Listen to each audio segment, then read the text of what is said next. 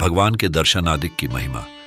संवत 1877 में श्रावण कृष्णा नवमी 1 सितंबर 1820 को श्री स्वामीनारायण भगवान श्री सारंगपुर ग्राम स्थित जीवा खाचर के राजभवन में उत्तरी द्वार के कमरे के बरामदे में पलंग पर विराजमान थे।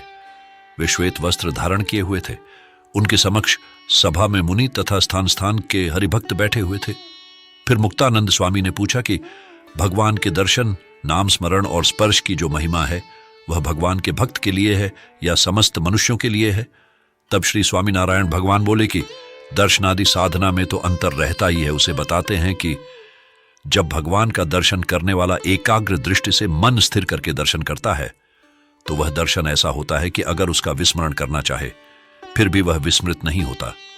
इसी प्रकार मन पिरोकर यदि त्वचा से भगवान का स्पर्श करे तो उस स्पर्श का भी विस्मरण नहीं होता।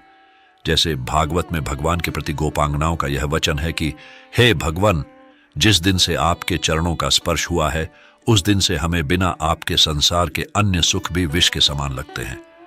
इस प्रकार समस्त ज्ञानेंद्रियों से जो भी दर्शन, स्पर्श और श्रवणादि क्रियाएं की जाती है वे यदि मन प्रोकर की गईं तो वे किसी भी समय विस्मृत नहीं होती। जैसे अज्ञानी जीव ने मन लगाकर 5 ज्ञानेंद्रियों द्वारा जो जो विषय भोगे हों उन्हें भुलाने पर भी उसे उनका विस्मरण नहीं होता, वैसे ही जो पुरुष मनोयोग पूर्वक दर्शनादि करते हैं उन्हीं को दर्शन आदि समझना चाहिए। दूसरों को तो दर्शन हुआ भी है तो भी वह न होने जैसा ही है, क्योंकि जिस समय उसने दर्शन किया था उस समय उसका मन किसी दूसरी जगह ही भटक रहा था।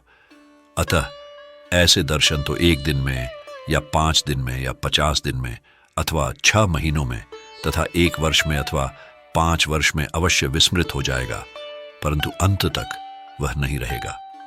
अतः माहात्म्य समझकर अतिशय प्रीतिपूर्वक मन सहित दृष्टि आदि ज्ञानेंद्रियों द्वारा जो पुरुष भगवान का दर्शन स्पर्शादि करता है उसी को उनका फल मिलता है, और दूसरे मनुष्य को तो परमेश्वर के जो दर्शनादि होते हैं उनका संस्कार फल होता है। यथार्थ महिमा उसके लिए है जो पूरे मनोयोग के साथ दर्शनादि करता है। जय श्री स्वामीनारायण।